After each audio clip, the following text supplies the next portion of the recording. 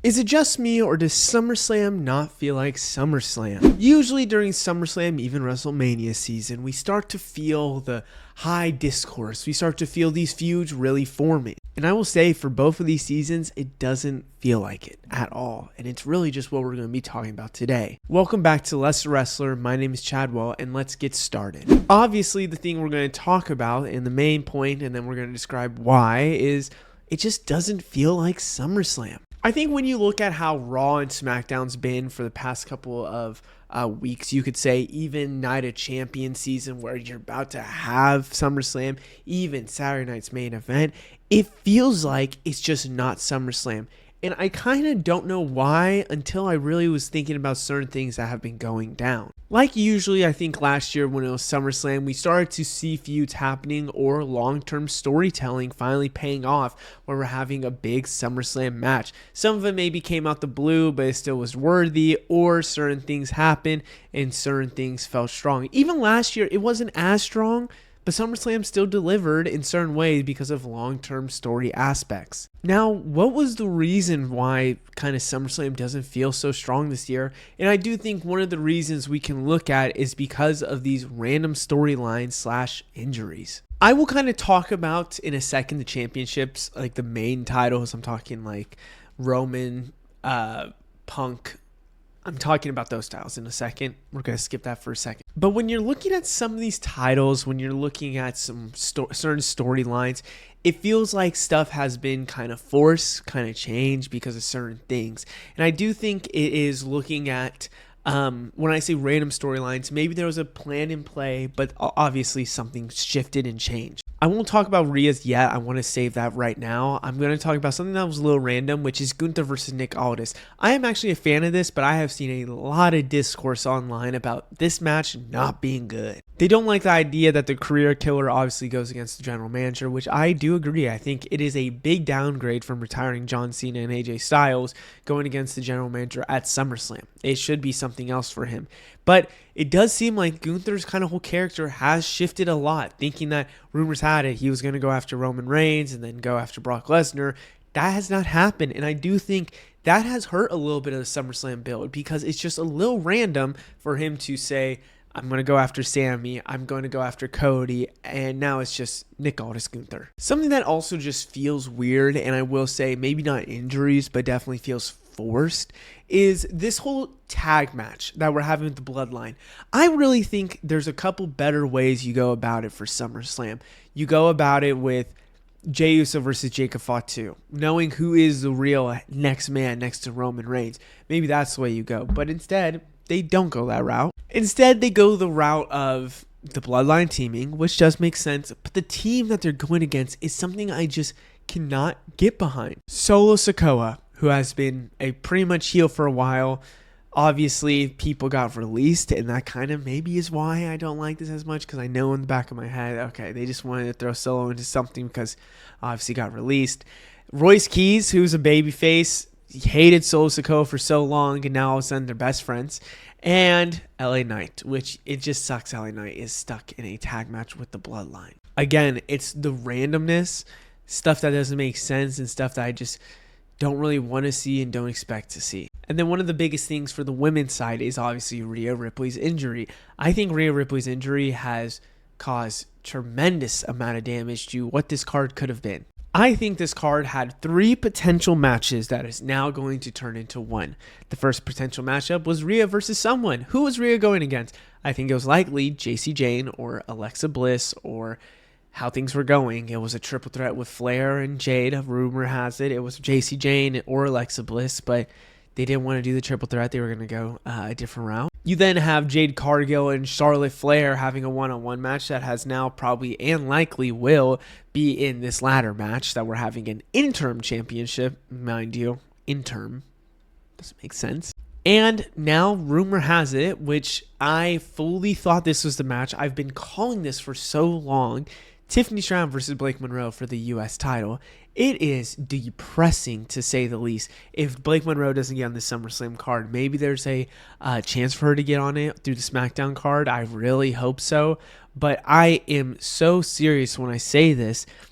Blake Monroe and Tiffany Stratton, their feud and the U.S. title scene getting pushed for, obviously, the interim championship ladder match sucks. And it really is, again, the randomness and stuff that feels like we just watched this whole entire summer get made in about 3 weeks, 4 weeks, depending on contracts or force stuff or switch ups last second from creative. Another big thing is obviously the championships. I'm looking at these 2 championship matches. Actually, 3, but one's about to be mentioned in the next point. I'm looking at 2 championship matches, and that is Roman versus Seth Rollins and CM Punk versus Cody Rhodes, and they just feel forced. I think that's a big problem with SummerSlam. The matches don't feel like they've been building to something. You don't see the direction they've been going, and it's causing kind of a lackluster thing happening, and it really kind of sucks. Or maybe it's also because they showed us something that was maybe a little bit more interesting that we just ultimately don't get. So I will say this: Roman and Seth and CM Punk and Cody Rhodes are going to be good matches. I am very excited for them, but I cannot ignore the fact that they feel a little forced. For example, I think going into Monday Night Raw, when they announced that Seth Rollins and Roman Reigns were going to have the match at SummerSlam, everyone thought it was Obafemi. Everyone thought Obafemi would be in the championship matches. And that what really excited me for SummerSlam was Obafemi potentially winning his first title ever, the next face of the company.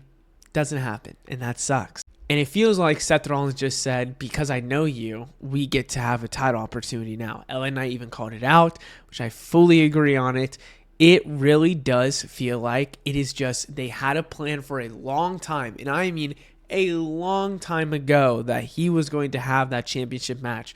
But they didn't decide to build it. They decided to have the Braun Breaker storyline with Seth Rollins, and Seth Rollins will win that. And then all of a sudden, they just make the match because they said so. Like, I want to fight you. Okay, we're fighting. Which I don't know. I think if you look at the past kind of years, I won't say last year because obviously CM Punk and Gunther happened, but it was because of an injury and Gunther having a gauntlet match that, makes sense. You look at John Cena and Cody Rhodes, King of the Ring was great. You look at the year previous, it was Gunther and Damian Priest, looked great. Cody Rhodes had a long feud with Solo Sikoa, it looked great.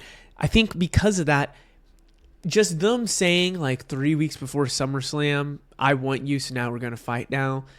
It's a little interesting. Like that's, And then you look at Cody and CM Punk, and I would say it's even more forced, more than the Roman Reigns. I know I just gave a lot to Roman Reigns and Seth Rollins, but it's not as bad as, in my opinion, what's happening here. Because obviously, let's just go before Night of Champions, okay? Night of Champions, right before, it's Sami Zayn, Gunther, Cody. And it's a triple threat. Clearly, somebody could easily lose, set up maybe a fatal 4-way, because we know CM Punk's probably coming up soon for SmackDown. You're looking at the Monday night in Chicago, and Sami Zayn wins the title from Cody Rhodes at Night of Champions, which is shocking and really good. You're now thinking Sami's going to enter champion at SummerSlam. He's going to get probably Cody. He might get Punk, and that might be the route we go. That's where we could go. Maybe even a triple threat. But no, Sami Zayn loses his title 9 days in on Monday Night Raw, and he loses to a returning CM Punk who just got there and wins the title right away in the most like Hogan fashion I've ever seen before. And CM Punk obviously beats Sami Zayn. CM Punk goes on, and CM Punk and Cody Rhodes just say win, and they are now officially going to SummerSlam. And I think what sucks about this is I feel like the setup they've had for a while was Cody and Sami hating each other. So you could have done Cody, Sami, Punk, and Punk came back, won the title, comes back as champion. The reason why Cody and Sami don't win at SummerSlam is because of each other. Could still happen. Could still be happening on SmackDown, but I don't think that's what they want to do. And I really do believe this is forced. Like, they had the idea that this was going to be the match at SummerSlam because they wanted to do something better at Mania. And they said, you know what?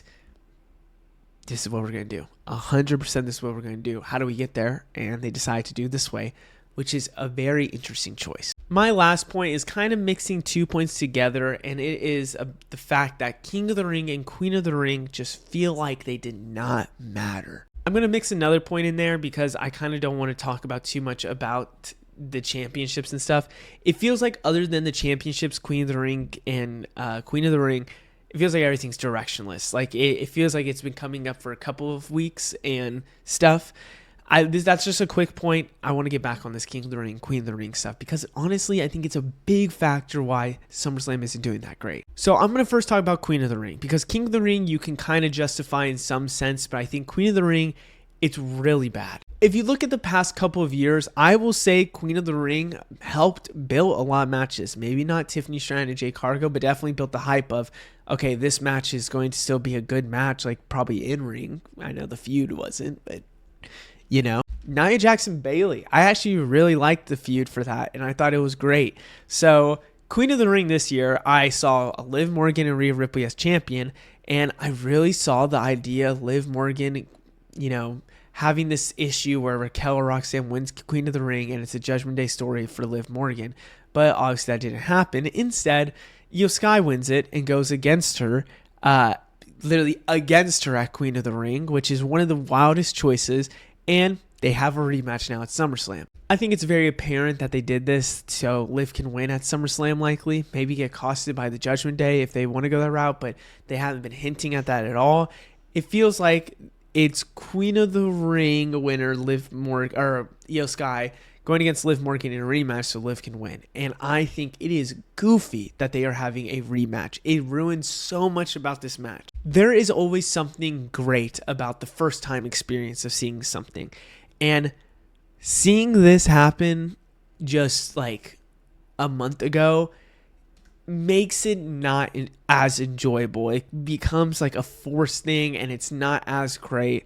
And I think that's a big problem with Queen of the Ring. Now looking at King of the Ring, Obafemi winning was one of the most hype moments for me for King of the Ring because I knew in my head he would be going to SummerSlam. He would be going after Roman Reigns potentially. He would be going after Cody Rhodes potentially, maybe Sami Zayn.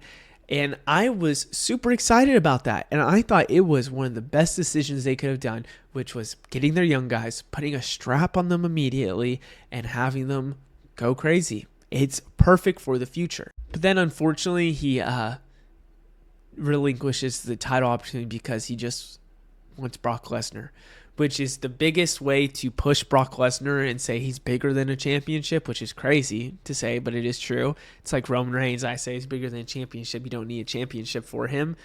I am shocked. I'm shocked about it. And I think I'm with a lot of people. I think it's good to give Oba the title, but the opportunity, I think, is a way that I don't think he should have let this happen. I think it should have been Brock Lesnar costing Obafemi. Because then it feels kind of crazy. Brock Lesnar obviously returns, goes after Obafemi, and then it's a Hell in a Cell match officially for them, which is just shocking. But I do think this is another thing about did you need him to win King of the Ring? Or if your plan was always Cody and CM Punk, why not CM Punk in the tournament? Why not Cody Rhodes lose the title beforehand, go in the tournament? I don't like that. Seth Rollins win the tournament. That is literally what you should have done. Just insane, and I do think SummerSlam, even though there is some hype, and I've really put a lot of negative, there's a lot of positives still on certain matchups, certain things. Obafemi and Brock Lesnar is one of my most hyped match I've been for a long, long time. I'm so excited to see that. Disappointed about championship. So excited to see that. It really does feel like there's not a lot of hype. But other than that, let me know what you think down in the comments below. I will see you in the next one. Goodbye.